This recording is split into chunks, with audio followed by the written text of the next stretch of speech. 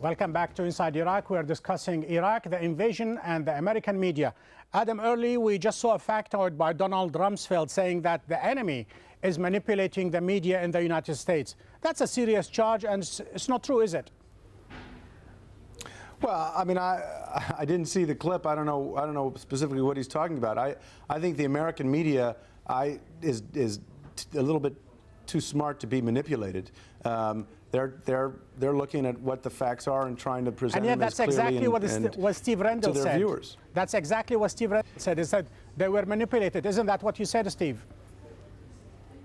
Well, I'd say both. They were manipulated and they were witting accomplices to the war. I really want to finish that point. Hussein Kamal, who was the head of the weapons of mass destruction program, who was the U.S.'s star witness in the case that Saddam had chemical weapons, testified. He gave testimony to the CIA. They used his testimony.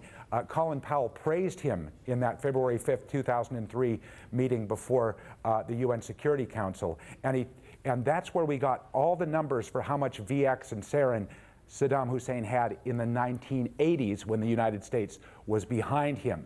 What Colin Powell and the U.S. media did not tell you is that Hussein Kamal also said that Iraq destroyed all of its weapons of mass destruction secretly because they were embarrassed at how much they had in the summer of 1991. This was known by Newsweek magazine a couple of weeks before the war started, but the media decided they already had their script, they were marching to war, and this information was not going to get in the way of the war. That begs the question, Charles Steve. Hanley.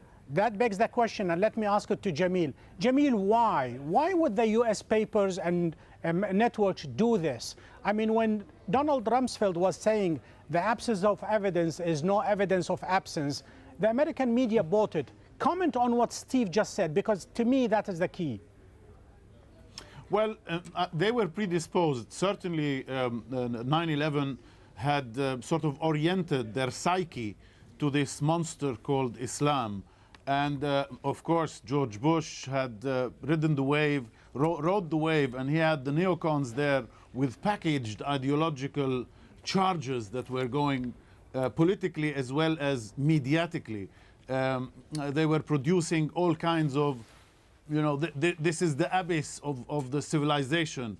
And so, yes, they were manipulated in that sense. But they were co-opted too, and they were willing accomplices too, because there is a national tradition in America. When in war, flock around the president, raise the flag, support the president. But they did not know, or little did they think, that the actual enemy was sitting right there in the White House with a pack of lies.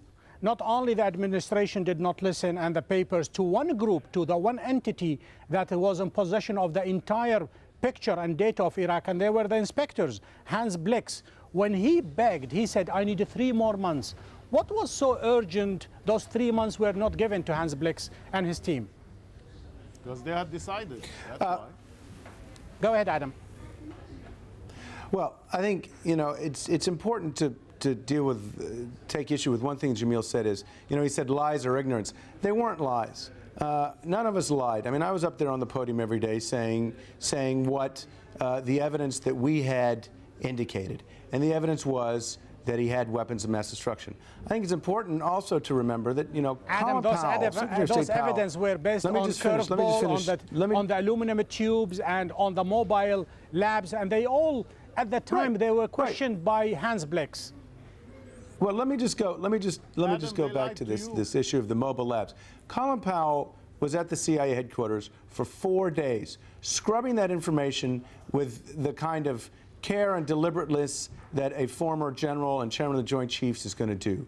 He left that briefing satisfied that the information that he had was the best information we had, that it was corroborated and that it was reliable, and he went to the UN to present it thinking and sure of himself and sure that the information that the U.S. government gave him was strong. You know what? It turned out he was wrong.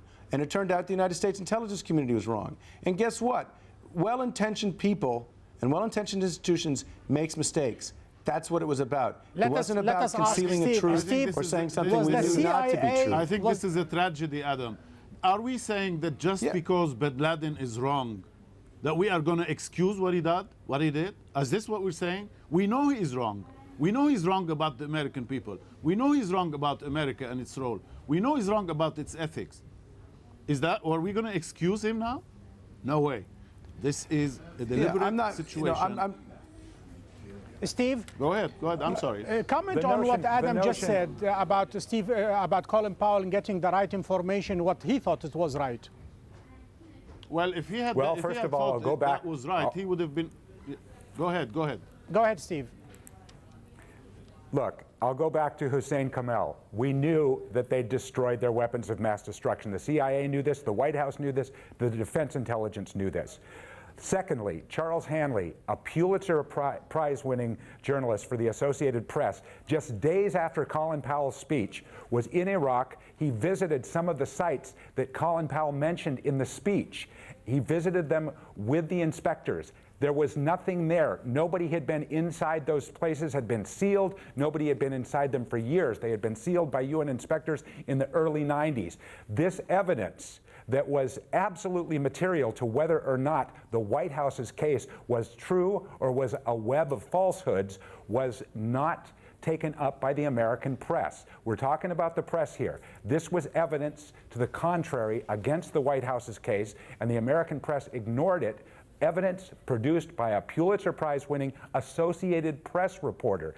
You can't find media in the United States that's more accessible than the Associated Press. They ignored it because it didn't fit the script, it didn't fit the narrative. They were going along with the White House that had lied to them on several occasions before, and yes, it was a lie. In fact, 3 times since then, George Bush has claimed that Saddam Hussein did not allow the inspectors in 2002, and the U.S. press has almost entirely ignored those falsehoods. So we're not dealing with one falsehood here, we're dealing with a web of falsehoods. Adam? I mean, I'm just going to have to disagree with Steve. President Bush, you can agree with him, you can disagree with him, but he's not lying. He's not telling the American people something that he knows not to be true. The fact of the matter is, Saddam Hussein, Adam, do you think Saddam Hussein, excuse me, let me just finish. Saddam Hussein did not allow inspectors everywhere they wanted to go, number one. Number two, sure, we knew that he destroyed some weapons of mass destruction. That wasn't the issue. But in a sense, it's really hard to prove a negative because we were convinced that there were other weapons that he hadn't destroyed and that he wasn't telling us about, and we weren't able to go find them because he didn't give the UN or the international community the access that they required by UN Security Council resolutions. If he had, he could have avoided all that. And that's the notion somehow. George Bush. There's the notion somehow that this Go war ahead, was Steve. fixed. Go ahead, it Steve. wasn't fixed. Make it was quick. Saddam Hussein. Hold on just a second, Adam. In July of 2000, As the U.S. is in imminent in July of 2003, Was the U.S. in imminent danger? in July of 2003, George Bush said we had to invade Iraq because Saddam would not allow the inspectors in, just months earlier in 2002.